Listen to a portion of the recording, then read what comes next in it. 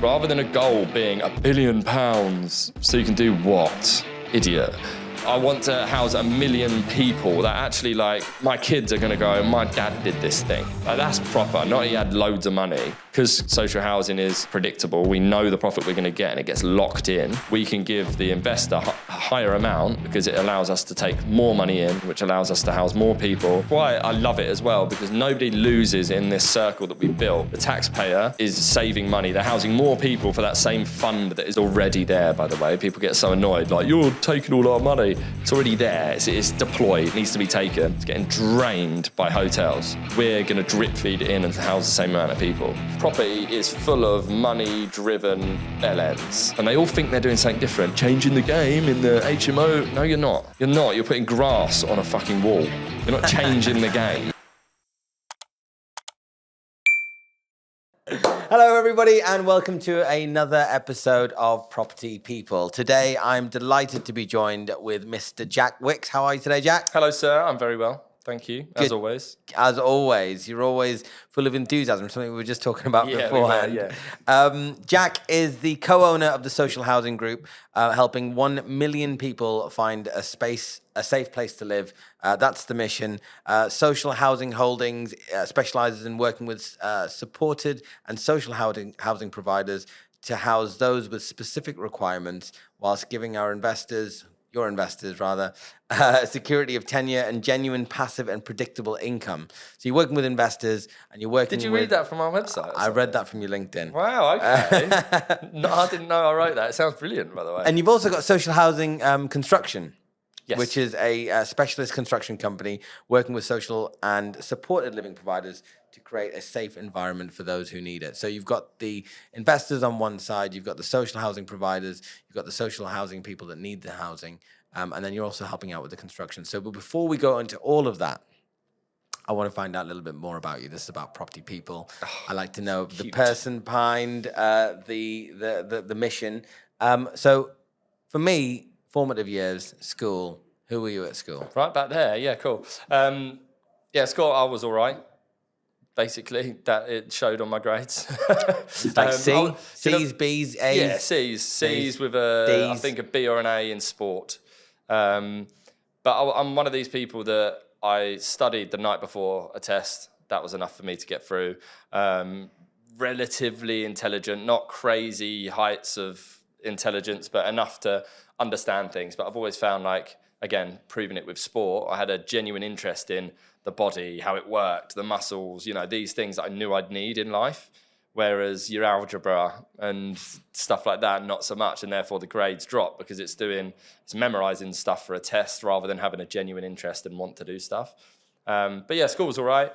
Wasn't bullied. I should probably say that as an entrepreneurial type, shouldn't I? Like, I was bullied and now I'm super successful. That's what everyone says. But no, none of that. None of that sob story, no? No, we got none of those. Were you an in-betweener? I had a guest on recently saying that he was an in-betweener, or were you one of the jocks at school that, like, captain of the football team? Or were you... Yeah, not quite the captain, but yeah, one of the sporty types, and yeah, one of those. I suppose you'd call it. Yeah, do you call them jocks in the UK? I don't know. I watched too many. I watched Saved by the Bell growing up. Okay, so that's why. That works. And then, did you do A-levels? I went to college and did a BTEC diploma. Okay.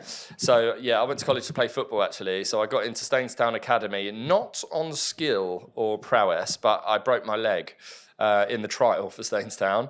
And as such, they couldn't obviously see whether I was good enough or not. So they got me into the academy, of which I'd played 0 games. But it was cool. We got to go and train in the mornings, go to college in Kingston afterwards.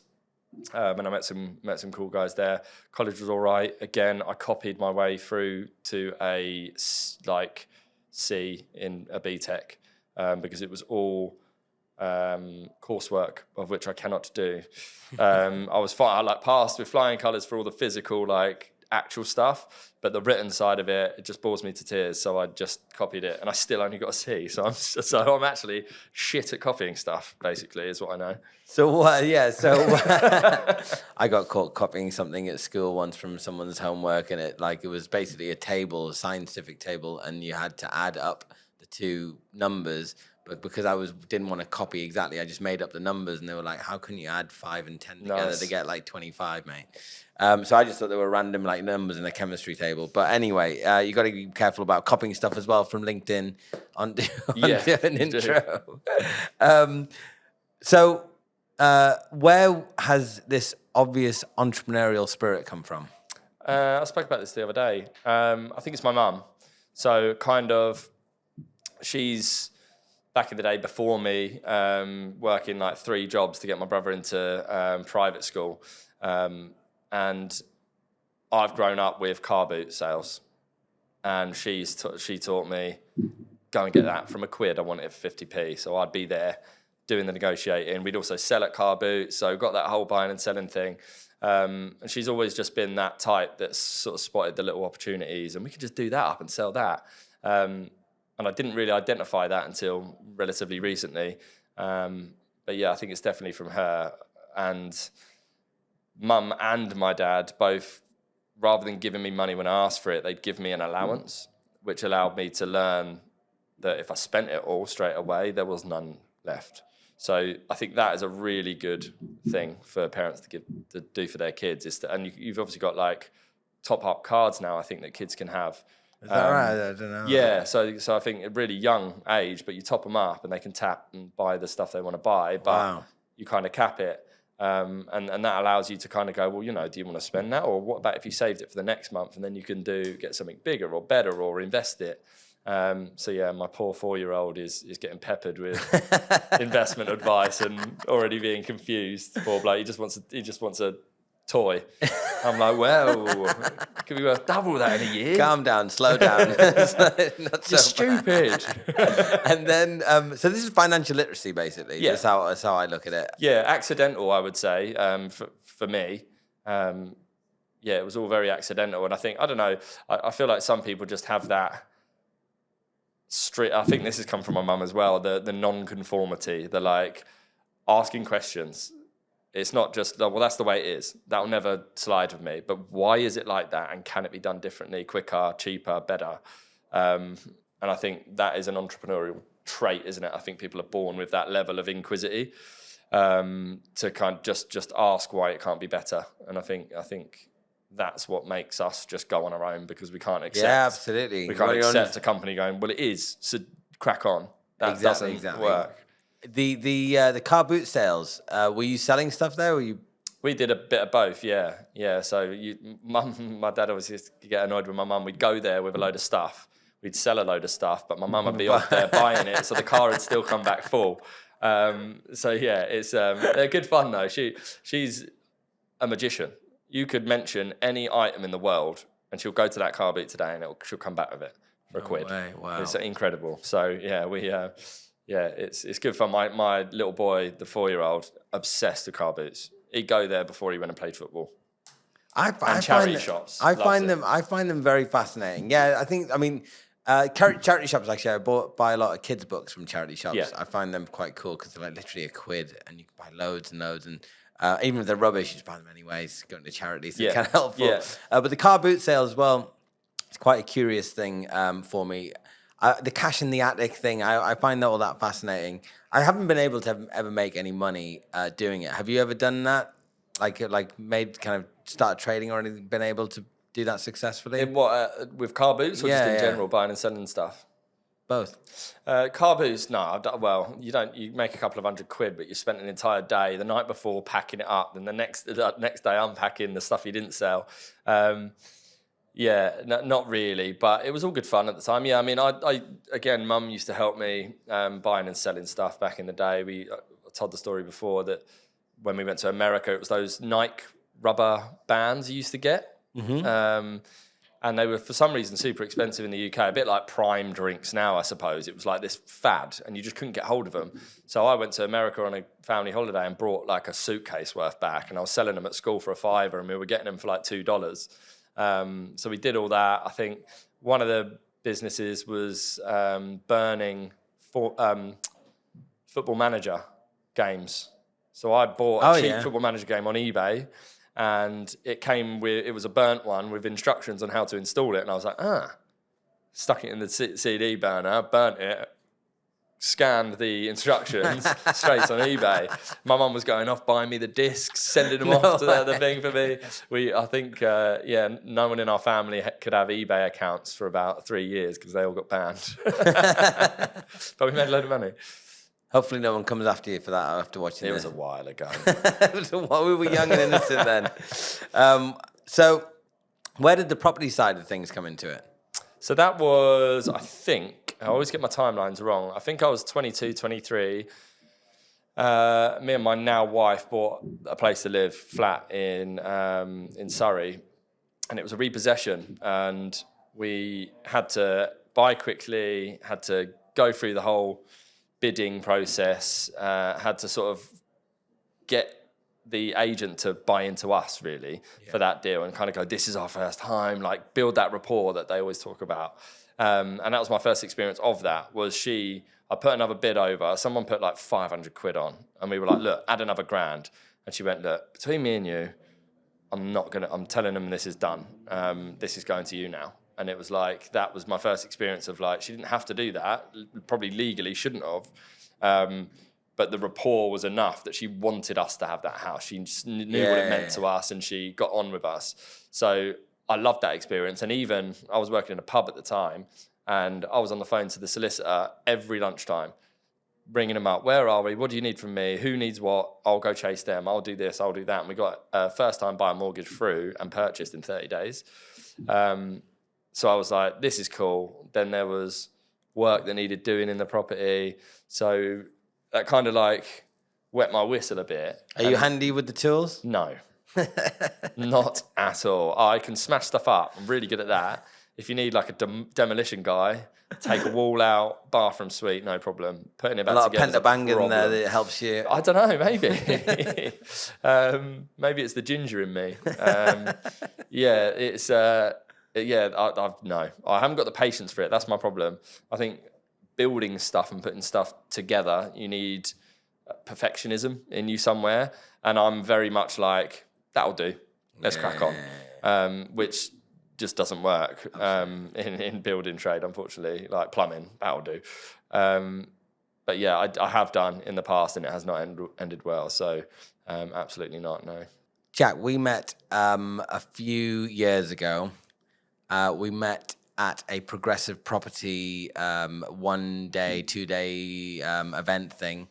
And one of the things that I remember you telling me, which stuck in my mind, it's no secret, I don't think you've held back on it, is that your first deal, you lost money. Yeah. So tell us... it was actually the second deal, but yeah. The second deal, yeah. Okay. So tell us a little bit about that, because I think many people are scared to get involved in property or in any investment because they're going to lose money. And it's obviously happened to you very early, and it didn't really put you off. You found your way in property in some way, shape or form, which we'll go into more detail, but you didn't kill you. No, You're still here to tell the tale. If anything, if you lose 100 grand on a property, you've got no fucking choice but to keep doing property because you ain't going to get it in your bar job. So it was almost like, well, you're in it now. But yeah, it was the second deal. The first deal I did was a block of flats, standard for my personality type. But that went really well. And I was, I think, 22, 23.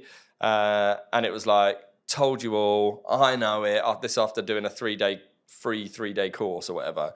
Thought I knew everything. The first one went really well, as they accidentally do sometimes. Tell me a little bit about the first one. It was a block of 4 flats in Hastings. My parents were looking at, or I think they had a caravan there, just like a holiday thing. And they were like, the prices are super cheap here. So I was working at the airport at this time in freight, going to that another day. But yeah, that forced me into property doing that job. But in the downtime, I was looking it up, and it was in the middle of a regeneration project. It was ticking all these boxes. And we did the usual, walking along the streets, ringing up the boards outside, speaking to agents, doing all of that stuff. And we got a call back from a woman. She went, oh, don't go for that one. But I have got one that's not on the market yet. And I think this is literally like the force told me. And it was off market. The owner wanted to sell. He was pretty decent with the price. I think we bought it for 250K, 4 flats. There was 3 1-beds and a 2-bed. We then moved the kitchens into living rooms.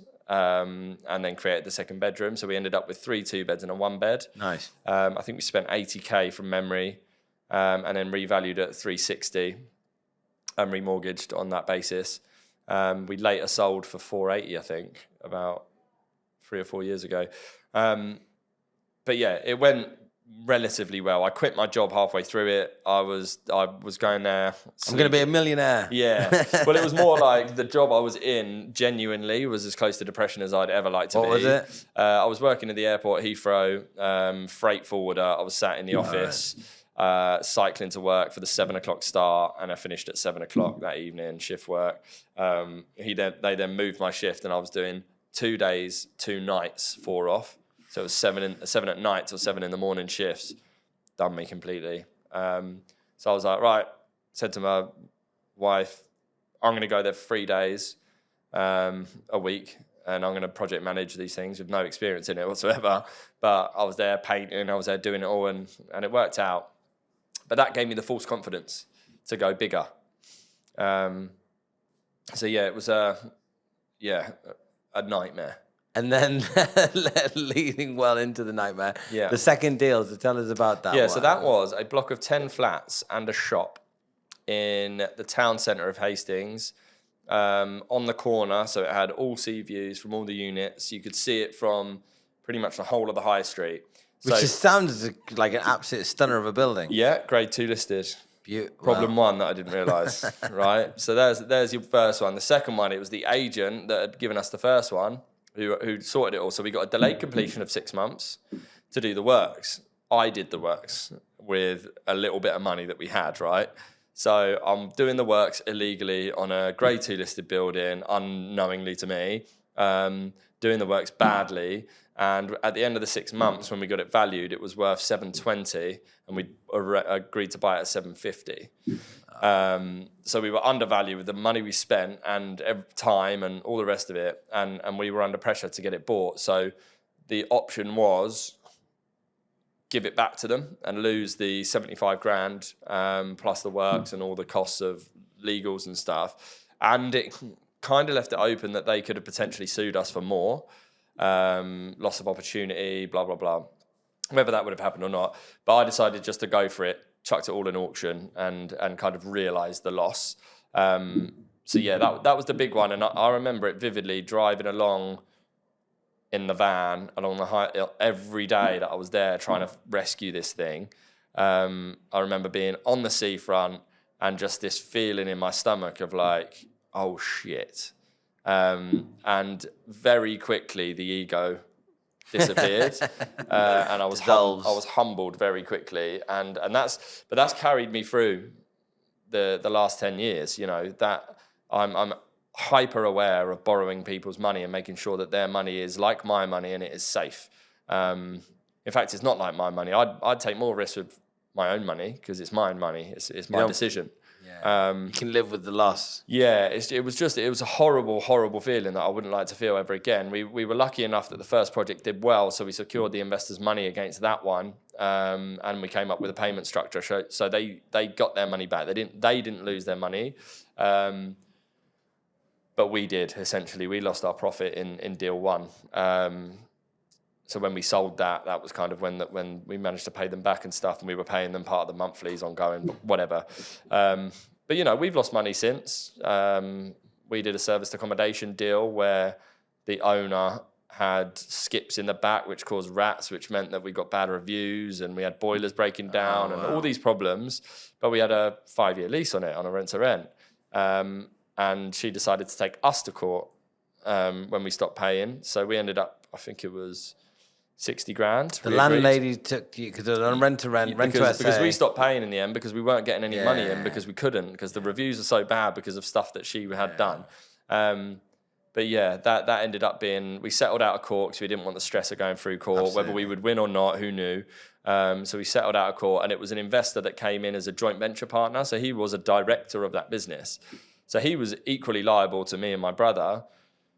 However, it didn't sit well with me that he was a silent partner, had nothing to do with the running, nothing to do with that. He just looked at the numbers I gave him, and we'd worked together before, and he trusted me. So I said he would get paid back, in which he has. So again, it's like, and I get the value of that now, those things, because if anyone was to ask him, have you worked with Jack Wicks before? He'd say, yeah, it didn't go well, but, and that's a big difference. That's what happens in property, which is wrong when people go and bury their head in the sand and shit goes wrong and disappear. That's a problem.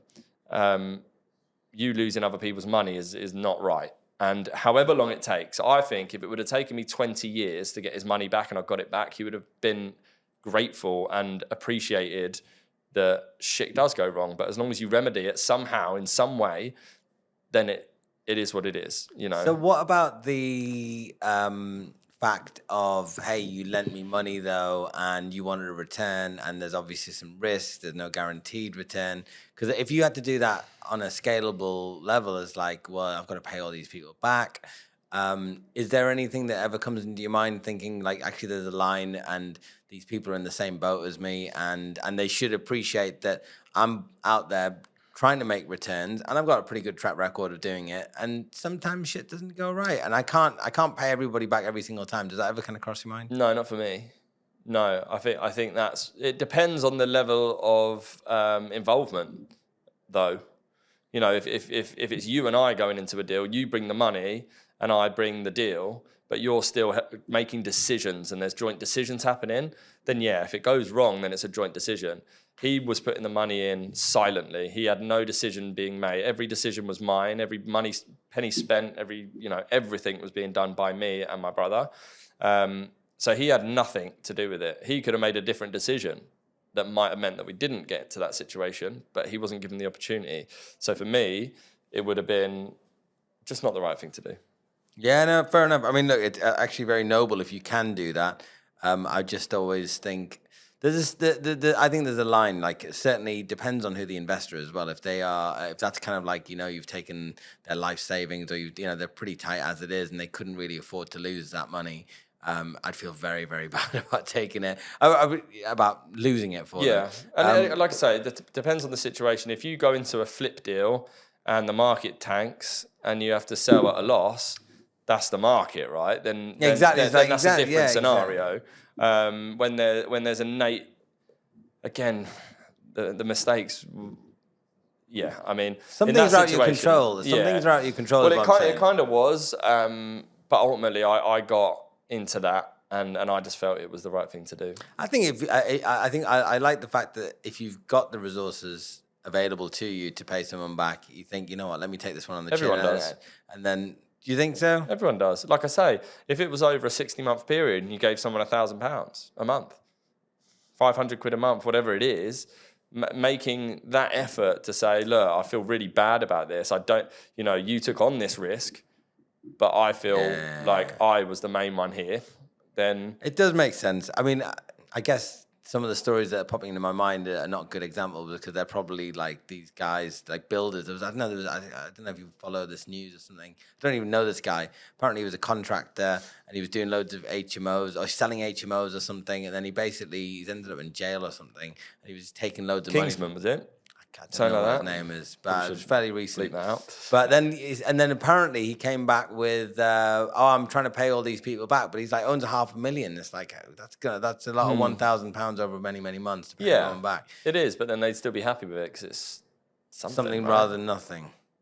Yeah, I mean, sure, I would be if I invested in something and I took a risk, and that person made a payment plan. If it's over 20 years, I'm still happy I'm getting something back, It's not just that big chunk disappeared.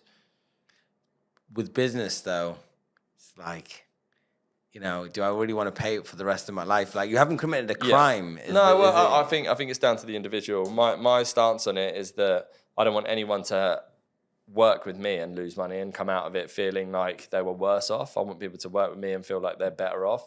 And I know that's not it's not clearly reality all of the time, but equally I've learned enough now where I would be pretty confident, and you can never say never because you can never understand what's going to happen in markets. But again, going back to the social housing thing, reduces risk massively. And I've always been go for shit, go for the big boy, go for the risk because we'll do all right. Whereas now, I've got 2 kids, I've got a family to look after, few scars, you know, and learning stuff. And it's like, well, actually, it's not as exciting because the likelihood is you're not as clever as the market or other people in the industry, and you will lose.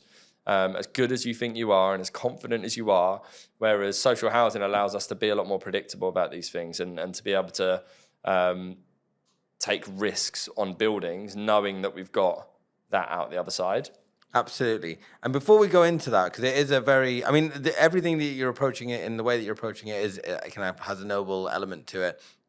I just wanted to talk about when we did first meet, what you were doing, this progressive stuff. Well, that's where we met. How's that helped formulate like where you are today? To be honest, they were really good. I think there was a few things that, firstly, Rob Moore as a person was a big inspiration for me. I didn't do any content before that, so he's the reason you'll see me all over social media. And that opened up a new world of marketing to me, which is kind of where I found myself now. Even though I'm in property, my job role as a director of the business is marketing and sales. So that kind of, it's a weird one because I'm a property guy, whatever you want to call it. But property is just the product in which I market and which I sell. It could be anything. So yeah, that's what I learned through him, and I found it really interesting, that side of it. The other side was network. So I met a load of people in that room. So we did the 12-month thing where you turn up once a month, and I met loads of people in which we did work with, did business with. So that was a good one. Again, another thing that I feel like I'm really good at is identifying potential partnerships and collaborations and ways in which my business can work with another one. I mean, just spoke to a guy then beforehand who's doing sales training, and I was like, okay, cool. My partnership program needs a sales trainer because although I do sales, I'm not really a salesman. Yeah. I don't have tactics behind it. So we could bring him in, and there's like synergy there. That's how you grow quickly, and that's kind of like, I'm sure we'll go into the social housing group in a bit, but that's the reason we've grown so quickly in that business is through identifying potential partnerships and nurturing those relationships to get to that point. Have you done the? I always ask this question because I'm always curious. The wealth dynamics thing. Yeah. And what did you get? I'm a star, baby. Are you a star? Yeah, you knew that though. You feel very comfortable in front of the camera. You do the whole talking to the camera and stuff. Yeah. So it's you feel comfortable on stage. Yeah. Less so since COVID, I've got to say. I stood up on stage the other day. Really?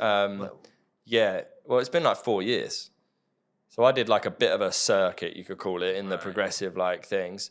But then it was 3, maybe 4 years since. Because you were a bit of a poster boy for the whole progressive stuff for a while, and that was off the successes that you from all the stuff that you were doing with them. Yeah, and I think social media and all of that stuff elevates it all. But yeah, it was good, and I think doing all those courses in that one space of time, it was good and it was bad for me. I'm a shiny penny guy. So I was commercial conversion. I think I started 2 different deal sourcing companies and never gave any of them enough time. You can look at that negatively or positively. Like, you've tried a load of stuff in a very intense period of time and you've realized what does and doesn't work for you. And now we deal source. Now we use a lot of the creative strategies that we learned there. And all of those just lead into social housing. Yeah, I think that hyperactivity, if it's a little bit of scattergun approach, it still leads to something eventually. As long as it leads to something eventually, I think that's a good thing. I think if you continue doing that, you don't manage to get anywhere fast. Yeah, I think it's like your kids with sport.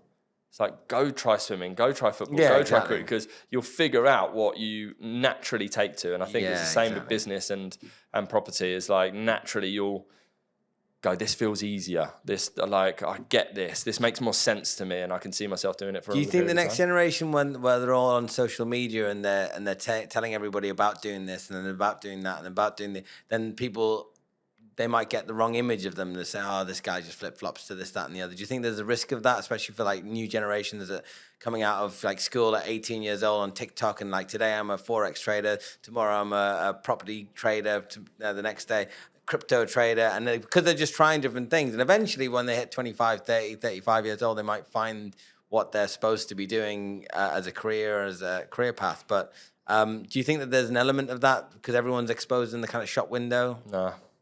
No one gives a shit about you.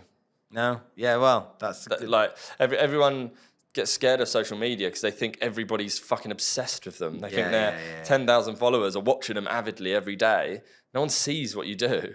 So, like, people overthink this stuff. And, like, you can try and fail a million things and no one will remember the first thing you messed up unless you remind them about it. The minute you get into, social housing now is like, all of the previous stuff we did before, I'm sure, will be forgotten about. Unless I remind people and say, this is where we lost money or this is what I did or didn't do. If I just went down social housing, in 6 months, people forget. They would not know what I did prior. It's very true. The previous guests I had on, and so like we've gotten a concentration span of like literally 20 seconds. Like these new marketeers, they're doing reels and stuff, and they're saying like you need a 3-second hook and then a this and that. And that's pretty much all they can remember. And they're getting about 10, 20 of those. Like they don't necessarily have that long-term thinking as much as they used to. Which kind of brings me on to my next question a little bit, because one of the things that you have done in the past was work with family, work with your brother. There's some people that work with wives and husbands and this, that, and the other. I've tried that recently as of end of last year. We lasted literally 3 weeks. It was like the worst 3 weeks of our 6-7 years together. And but fortunately, it was very short space of time because it was impossible to do it longer than that. She still helps out. She still does stuff for us, but it's not kind of like, hey, we're working together formally, and there's not that kind of thing going on. So with you working with your brother, I met your brother, very cool guy as well, in the food, beverage, hospitality, kind of that was his background, which I also have some kind of experience in. Back there now. And he's gone back there now. Okay, because I wanted to ask, so like, how was that working with family? And if you had somebody else came to you and said, I want to get in the business with my brother or my sister or my mum or my dad, what sort of tips would you give them to make sure that they don't fall out forever?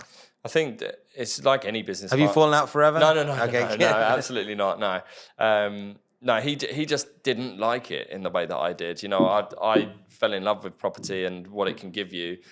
My brother's never been bothered about money, cars, holidays, clothes, nothing really interests him that much. He just does what he likes to do. He plays football, even though he's too old to, and loves running a bar. So he's back doing a bar. He's bought his own one, which again, I feel like the process of doing business and stuff always worked for people.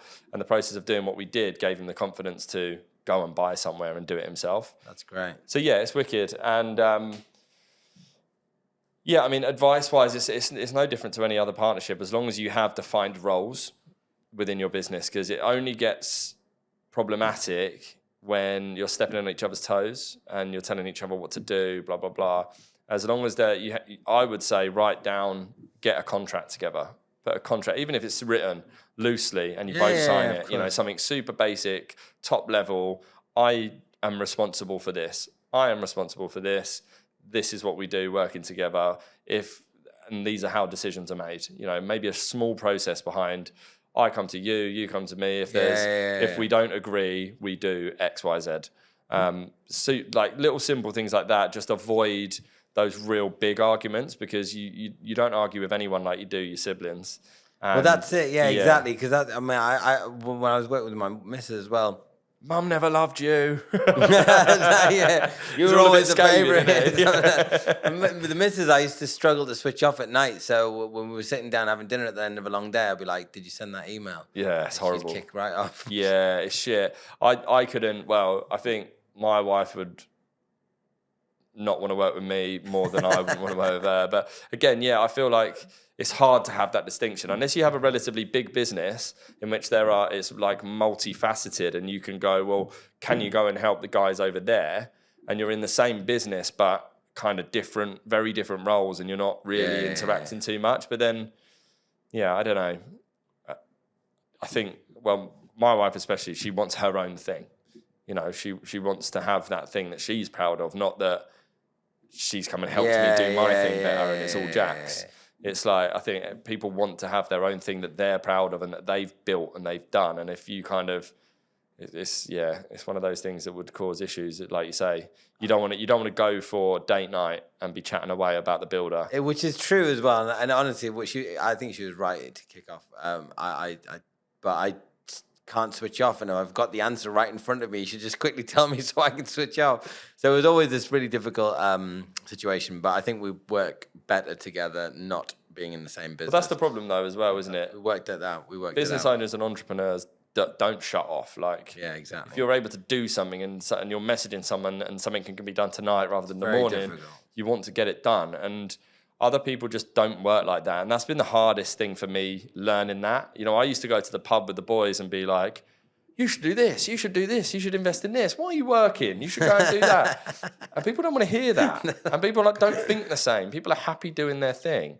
Because the world would be a boring place if we all did the same thing. So I've realised very quickly that certain conversations are for certain places.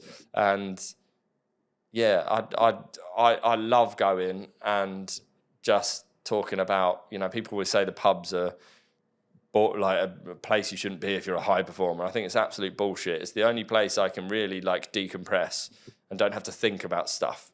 Have a couple of beers, talk about the football and talk about just normal stuff for like a half a day. Rather than everyone's going, you need to hammer every single day and it's about being better 1% every day. One day of the week, I like to just get pissed and not think about it.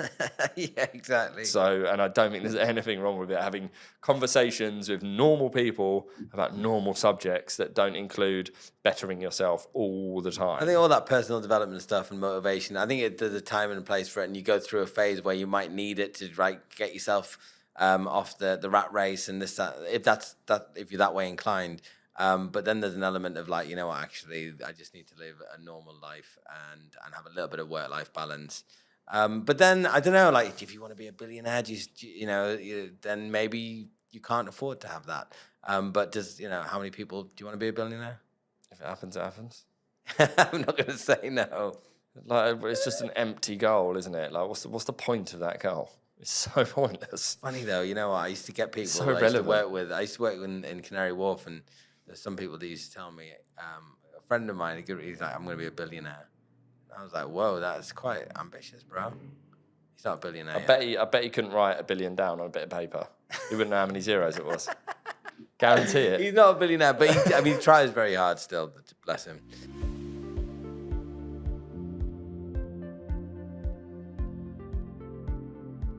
This episode is sponsored by the PLMD Group. PLMD Group is made up of the PLMD Development, PLMD Estate Management, and PLMD Capital, providing expertise in real estate development combined with asset management. With more than 70 build-to-rent properties and £20 million of assets under management, PLMD's extensive knowledge of local planning policies have resulted in a strong track record, turning liabilities into valuable assets. The group delivers value through a fusion of experience, innovative design, imagination, hands-on management, and sustainable resources. To find out more about PLMD and the services they offer, head to plmdgroup.co.uk.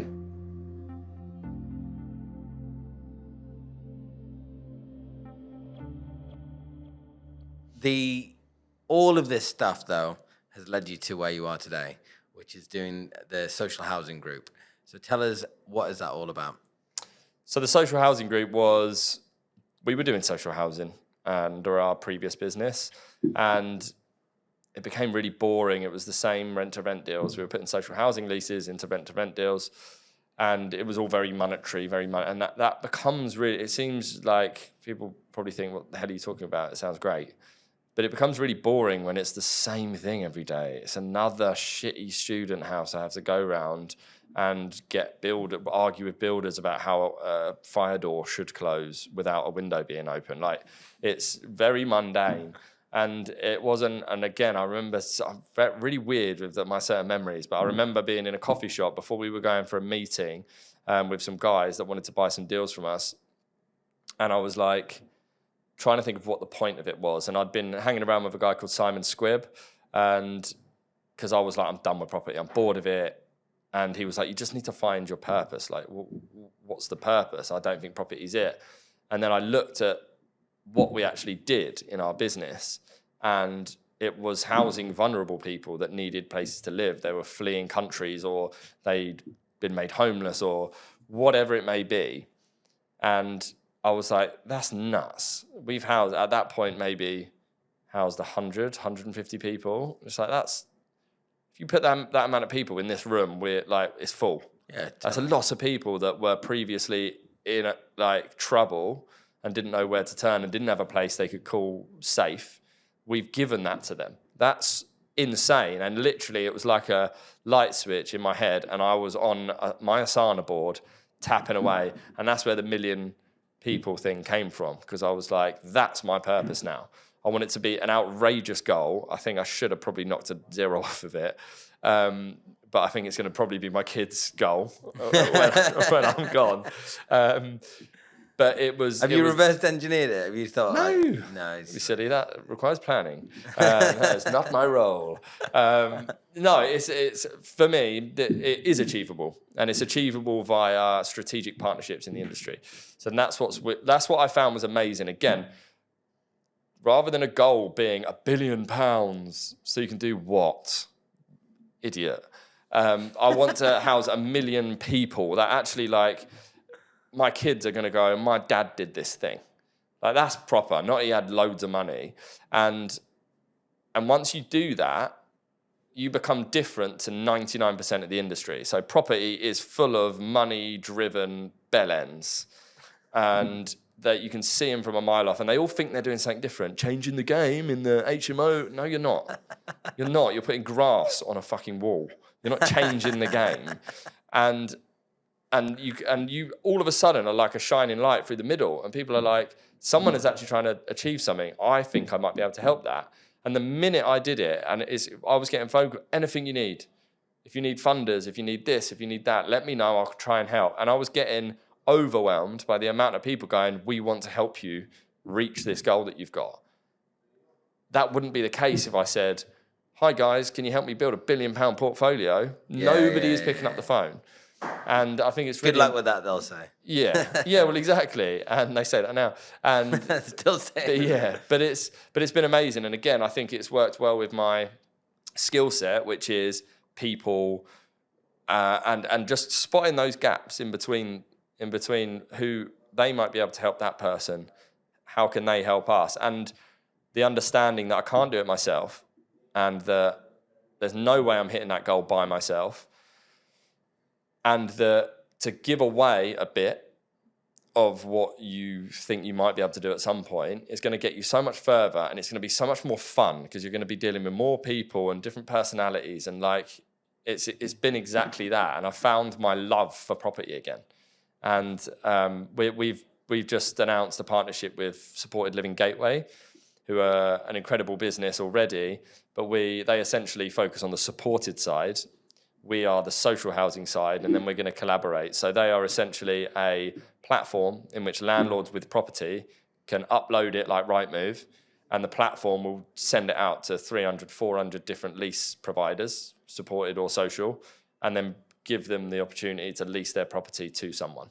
Oh, right. So it's a right move for social housing. Pretty much. Wow. So it works already in supported, but they are support, and I didn't realise how different the supported and a social housing lease was. So what yeah, tell us about So supported is involved and specific. So it could be for 16 to 18-year-olds with autism, and it could be a 6-bedroom HMO that requires 100% 24-hour care. It could be people with dementia. It could be a veteran who is in a wheelchair and needs a bungalow for him and his family, adapted so that he can try and have normal life. He can cook in the kitchen because we've lowered they're very specific.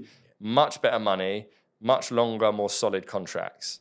Social housing is government stuff. It could be emergency, which could be anything. It could be my house burnt on fire and I've got nowhere to go. You go into emergency housing for a bit until we find you long term. And it could be longer term stuff while people are seeking asylum. for instance. So Afghanistan and Ukraine, those sorts of places. So one of those is it?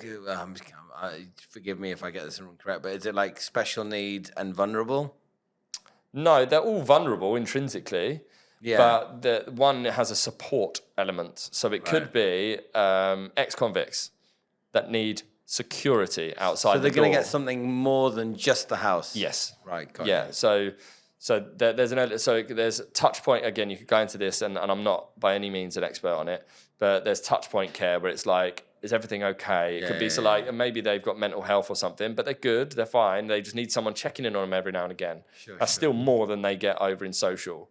At social is quicker. So supported is longer because you've got a load of stakeholders in the process that have to sign off on these things. And they're a lot more specific about the renovation for obvious reasons. With social housing, it's pretty much, unless you're doing HMOs, but even then it's just usual HMO regs, it is get us a property, get people in. You know, there's 45,000 asylum seekers in holiday inns at the moment in the south alone. And there's 3 contracts at 2.6. 45, just repeat that again. 45,000 people in the south of England alone. So that is Milton Keynes, if you drew a line across the country, across Milton Keynes and below, 45,000 in there alone. And there's 3 contracts. You've got Northwest and Northeast as well. And so the solution is? Solution is we find properties for them. So at the moment it is roughly £65 per person per night to house them in a hotel, which is completely not suitable for anybody to live in with a family. Yeah, exactly. You got no cooking facilities. Nothing. It's just not built for that. Yeah. And when we house them, we are roughly 25% of that cost. So we get a lot of people. Wow, 25%. Yeah. So 75% cheaper. Fraction, yeah. So we get a lot of people. 25% cheaper. Okay, still 75% cheaper. So we are 25% of the cost. Yeah. Yeah. But yeah, that is massive. So it's huge to the taxpayer. And that's why I love it as well, because nobody loses in this circle that we built. So the taxpayer is saving money. They're housing more people for that same fund that is already there, by the way. People get so annoyed, like, you're taking all our money. It's already there. It's deployed. It's in the air. It needs to be taken. At the moment, it's getting drained by hotels. We're going to drip feed it in and house the same amount of people.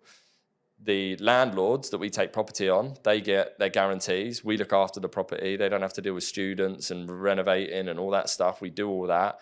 Then we obviously benefit. We get a margin from it, which allows us to reinvest into more of these things. And then we have our partnership program, which we built, which is the education side of it. But we also, we only coach people on stuff that we need. So we'll train them on the deals that we do and how to sell to an investor. When an investor buys, we pay them commission to do so. So they help us, they get paid, they learn about property and marketing. The investor gets really high interest on the money because we pay, because it's social housing is predictable. We know the profit we're going to get and it gets locked in. We can give the investor a higher amount because it allows us to take more money in, which allows us to house more people. And there's this big circle of reinvestment, housing more people and housing more people. So you've basically, through sanctuary and security, you've been able to connect the dots and create a win-win situation for the social housing tenants, which are obviously vulnerable and they need some sort of sanctuary and security. But we need to fund this privately initially, which comes via the private investor. And then you've got a landlord with an empty house who needs a tenant and a strong covenant to make sure that he's got no voids and no headaches. So you've connected all this together, and that's where the value is. Yeah, correct. And there's a million different things we're planning on doing. We're going to be buying a portfolio. We bought one last year, but the rent-to-rent side of things, so much cheaper, quicker to house people, and the margins are better, that we've focused on that. And we'll wait until the market kind of goes where it is now-ish, and it allows us to buy at decent levels. So you can start buying your own stock and then put it into the system. Yeah, and again, we'll use investor finance for that. We'll use mortgages, and we've got plans to have our own mortgage company that is social housing specific, because no mortgage is like social housing for some reason. Like a lending business, lending. Yeah. So we're gonna have our own lending platform in which it will be specifically designed for social, because we're gonna give the money the understanding of what it actually is that we're doing and why it's safer than any other investment out there. This is why the money should be cheaper, not more expensive. So when they know that, then we'll be able to create that platform. So our investors who want to get a portfolio, we can do a full portfolio build for them, including the finance in the middle. Yeah. So again, like going into this focus, my shiny penny syndrome's been able to be let free, but within this little social housing niche that we've still got. So all of a sudden there's just opportunity in this tiny niche that is UK social housing. As a star, you kind of flicker over into creator as well, which then it kind of has this shiny penny syndrome thing. But then once now it's a little bit more focused, you can start to go into different verticals, which are all associated and kind of complementary to each other. Yep. With the whole social housing thing, it's got stigma attached to it in many ways, and it's sometimes can be politically charged. There was something that you put on your socials recently where somebody commented something like "send them back." Yeah. How often do you get stuff like that, and do you ever get involved in the political side of it? No, to the latter question, because I don't know enough about the political side of it, and to be honest, I don't want to waste my time doing that at all. Because ultimately, the money's there. They need the housing at the moment. My taxpayers' money is being spent on hotels, and I know that's inefficient, and it's not fair on the people living there either. Whether you agree with them being here or not is irrelevant, because they are. So I'm not going to get involved in that side of things. And I think it's the dehumanization of these people that frustrates me a lot, when they're like, send them back, get rid of them, they shouldn't be here, send them to Uganda. It's like, if that person was stood there with their family in front of you, you are not sending them back on a dinghy, I can tell you that now, having heard their story and all the rest of it. It's never going to happen. So I have a bit of fun with them, because most of them can't read or write, who write these things anyway. They probably had to like dictate it into their TikTok account to abuse me. So it doesn't bother me at all. And the other thing I get, which I find quite funny, is we've got English people that can't get on the housing list. I'm like, okay, cool. Well, you go and fucking house them then. I'll deal with this side. You crack on, but you won't, because you can't. So it's like I'm dealing with as much as I can in a short period of time. I'll get there eventually. And that is kind of what we're doing. We are as much as we can, and we're dictated by the leases that we get and that we have contracts with and relationships with. So if an English soldier lease came to me tomorrow, I'm not going to say no to it. It's going to come and form part of our list of places to house people in. We're not going to pick anyone specific. If the deal works and that lease can be placed in it, it's getting placed. It doesn't matter what it is. So I agree with all that, and the devil's advocate argument that can be also kind of pitched out there is, the dependency culture. So social housing, if you give away too much social housing, whether it be English people or asylum seekers or all these other people, I think I literally heard Katie Hopkins make this argument, by the way. But this is what there's narrative out there, and it's it's better to put these arguments on the table and debate them and see kind of what the higher understanding and the consensus is.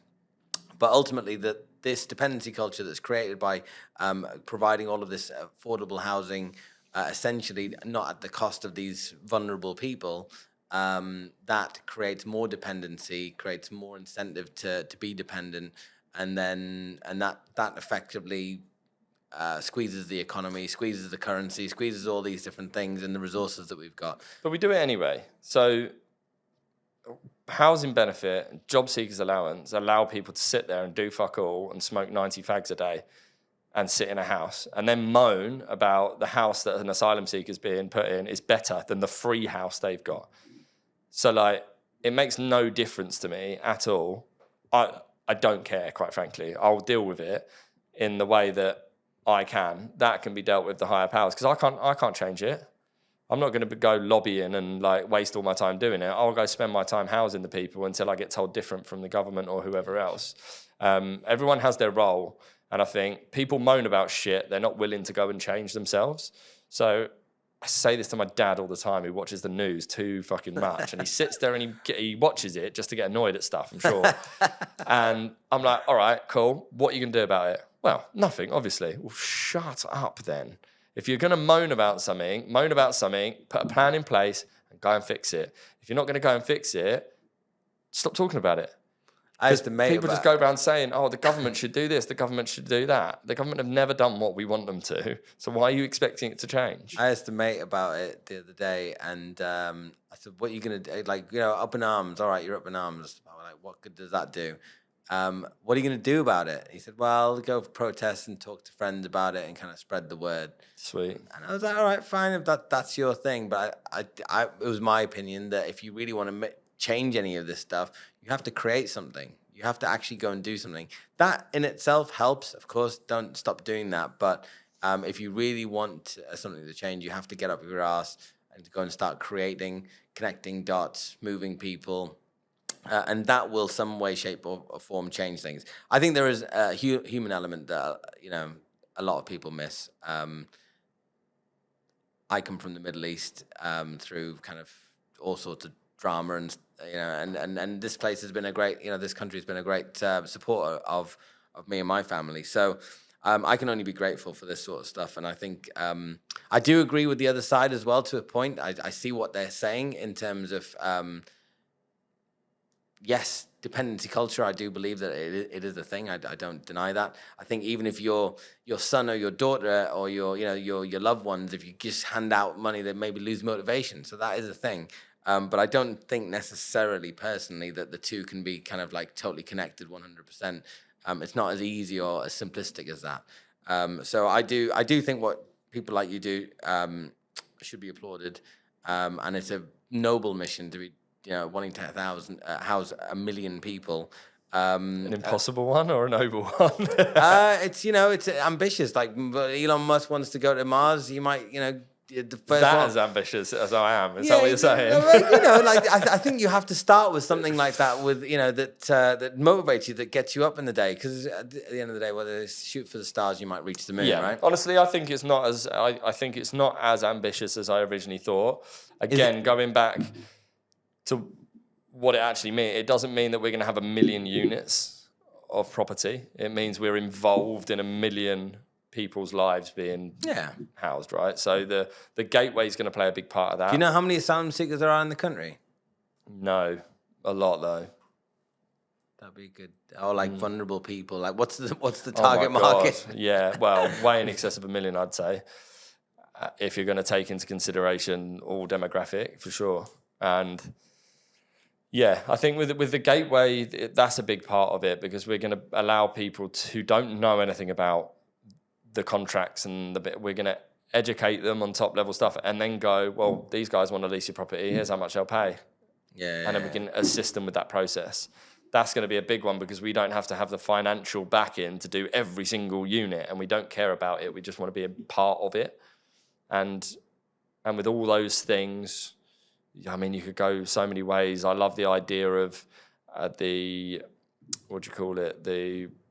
housing that basically just gets dropped onto a bit of land. Modular builds, prefabs, modular. I love that stuff because it makes total sense. Like 3D printing stuff. I mean, that's all coming along in a big way.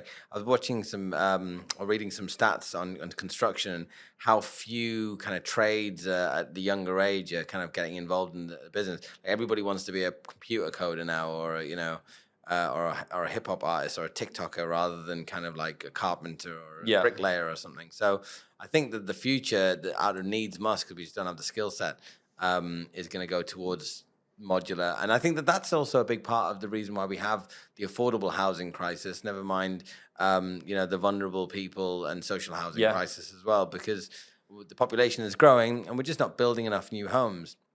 And I think that those sorts of problems, if you solve those sorts of problems, conversations about dependency culture and around these sorts of things start to kind of melt away. The importance of building a personal brand. I know that we've spoken about it earlier. TikTok and Instagram and Facebook and LinkedIn and all these different social media platforms, which ones are the ones that you've chosen out of choice to focus on, and why? So more recently, YouTube. I just like the platform. For me, I can talk for England about these things. So I quite like the long form element of YouTube. I like the fact it's searchable on Google. I like the fact, if you were to search social housing, I hope we should be the videos that come up. You can press play and it doesn't even take you to YouTube anymore. It plays naturally on that Google page. So people are searching and getting a video explaining what they want. And I think that's incredible. And those videos just sit there. It could be 5 years old and someone searches the specific term, what is social housing? My video gets played. TikTok is the complete polar opposite of that. It disappears in days and it will never be seen again unless they go through your thing. So, yeah, TikTok, I started super early and was like really early on that. And then I quit as it blew up. So that's a frustration for me. Which one? TikTok? Pardon? TikTok, yeah, I think it was just in lockdown. I was doing maybe 8 videos a day. And then you quit. Why did you quit? Just wasn't getting the traction I thought, and I got to 12K in like a month, and I thought that's not enough. Because I saw a few other people doing stuff, and they were like blowing up, and I thought I can't keep doing 8 videos a day and not getting anything. So yeah, that was a big mistake. 12,000 in a month is pretty crazy. Though. Yeah, but to me it wasn't enough. And TikTok's like obviously massive, and I think it's just a little bit more difficult to get those big numbers now. But it's still the short form side of things. It's really hard, but it is where you're going to get your big growth and a load of eyes on what you do. But the idea has got to be to get them over to YouTube, because that's where the trust and the real information is. TikTok and Reels and all those things are so fast. You need to capture them and give them something immediately in seconds. And that can never be deep enough to be implemented. No one's going to go, wicked, thanks for that 10-second video. I've just changed my life. Never going to happen. It's kind of like, what can I say on that short video that's going to give enough context for me to be able to get them to a 10-minute YouTube video where I can, if implemented, change somebody's life potentially. Yeah. And that's the play, really. But yeah, I've been going backwards and forwards. I've like hired a few people. I had a conversation earlier with completely different views on what they think I should do, which is that's magic. One said, you don't have a personal brand. Nobody knows who you are. I don't know who you think you are. Nobody watches your videos. Nobody cares about what I was saying before. Go and talk about your partnership program and it be a business. Because then if you need to sell it, yes, your face is on it, but the business is the business. You can't sell your personal brand. The other side of it, who's made money from his personal brand, is like, I can start 1 million businesses and my personal brand drives all of them. And then that business can be sold based on the traffic I've driven it from my personal brand. And you can up and change things as you like. So I'm like, okay. Which one do you lean into? I like personal brand because I think people like you, as opposed to, Rob Moore's a great example of this. He could put a book with no title and no picture on the front of it, and he said, this is going to be my next book, everybody go buy it. He would probably sell a good couple of thousand. And because people just go, I trust that what's in that book is going to be good. So I think there's clearly a place for it. And I think it's just, my message has been convoluted and confused. And I think I'm now very clear on my mission as a property person, which is social housing. And that is what I will talk about. So that when people go onto my personal page, they will not be confused, because it will be social housing, everything. So that's where I've struggled for the last probably 5 or 6 years, is what do I want to be? Do I want to be your Gary V's, or, I can teach people mindset. I can show them what I do to remain focused. And there's a million things you do in a property business that isn't property. And then, like I said to you before, I have this horrible, I hate property people and I don't want to become one. And so I've just had this constant pushing back of like, they're all dickheads. Why are you now wanting to be one of those dickheads? So I've got to a point where here I am a property dickhead. That is me now. On the show called Property People. Yeah, yes, there you go. And so, interestingly, one of my questions is, What does it take to be a property person? I thought you were going to say, why are you such a dickhead? Well, I mean, in terms of, I think there's something to be said about surviving in the property world. I think it's kind of crosses over generally into business and entrepreneurship, investment. If you sometimes you've got an academy, right, where you're training and helping other people do similar things to what you're doing. Yeah, the partnership. How you do it, the partnership program. So what is it? What does it take for those people? What sort of traits and characteristics do they need to have to be able to be successful? So most of what we show them in terms of like the aim of the partnership program is for them to sell our deals. So to sell a deal and even to get one, marketing. And it's the most overlooked thing in property. Property people are terrible at marketing.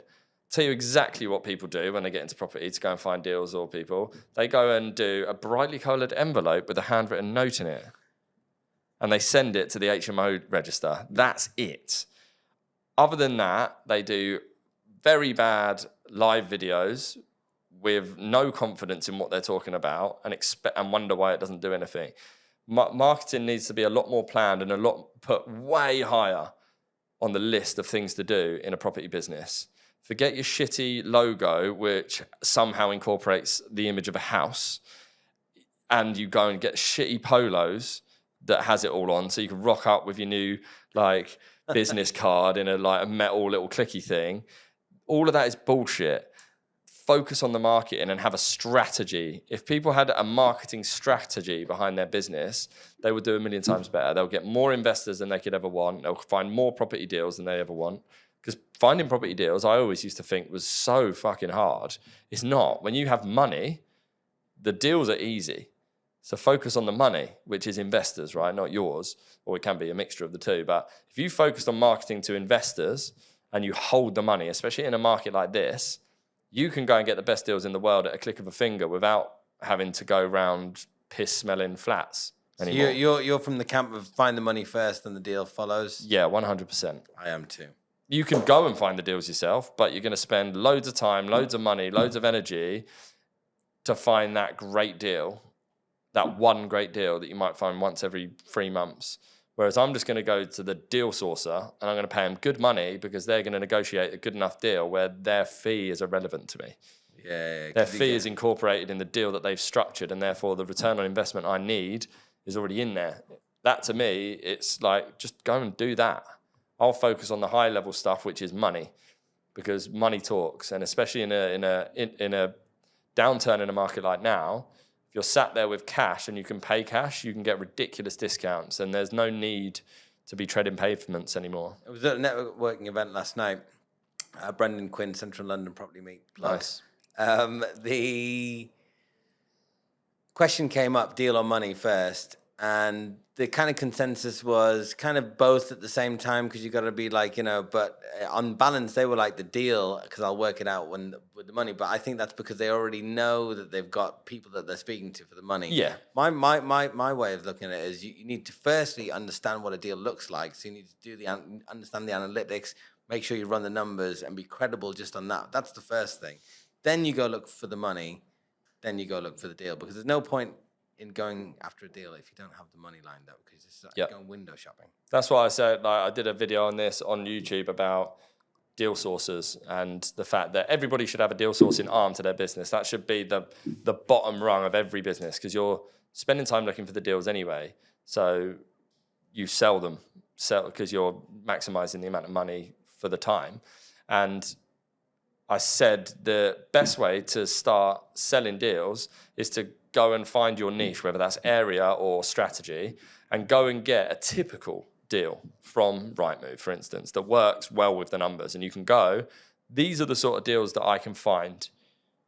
Would this be of interest? Yes, it would. Get the money, secure, go and find the deal. It doesn't have to be a deal you've done. It can be a deal that you can show them that exists online right now, and this is the type of thing we're going to do. Exactly. That's good enough, because it's like, hey, I know how to run the numbers. I know how to do it to make it look correct. And these are all you can check, like do the due diligence. You can check all of these numbers are verifiable. but I don't have the money to do it. So why don't we do it together? Yeah. What's the best advice you've been given in your life? In my life, I really don't know. I don't think there's ever one big game-changing piece of advice. I think life is made up of loads of mini good pieces of advice, and advice is only as good as the ones that are implemented as well, is another important bit to mention, because a load of people go through life and get given amazing pieces of advice that they are not in the right mindset or place to notice or accept or do anything with. And I think if you can try and change your mindset to being open to advice when it's there, then life will get better bit by bit. And I think we all go through these journeys of stuff as well, and a bit of advice 10 years ago maybe didn't quite hit right, whereas it does now. And you can kind of appreciate those things further down the line and go, see what they meant now. So, of course, perspective always helps with that. It's an amalgamation of good advice, I suppose. And I don't think there's ever one piece that I can identify and go, that changed my life. I've had it many times where I've come home or something along the lines, like, this was a really great idea. And somebody's like, I told you that last week to do the same thing. I was like, well, I wasn't quite ready to really receive it then. Yeah. And it depends who tells you it as well sometimes. Exactly. Sometimes it can be someone will tell you time and time again, and someone will, like you said, come over and tell you, and you go, brilliant, I heard this thing the other day. It's like, I've said that. What about the worst piece of advice? Worst piece of advice. Again, I struggle with these things. Nothing springs to mind. There's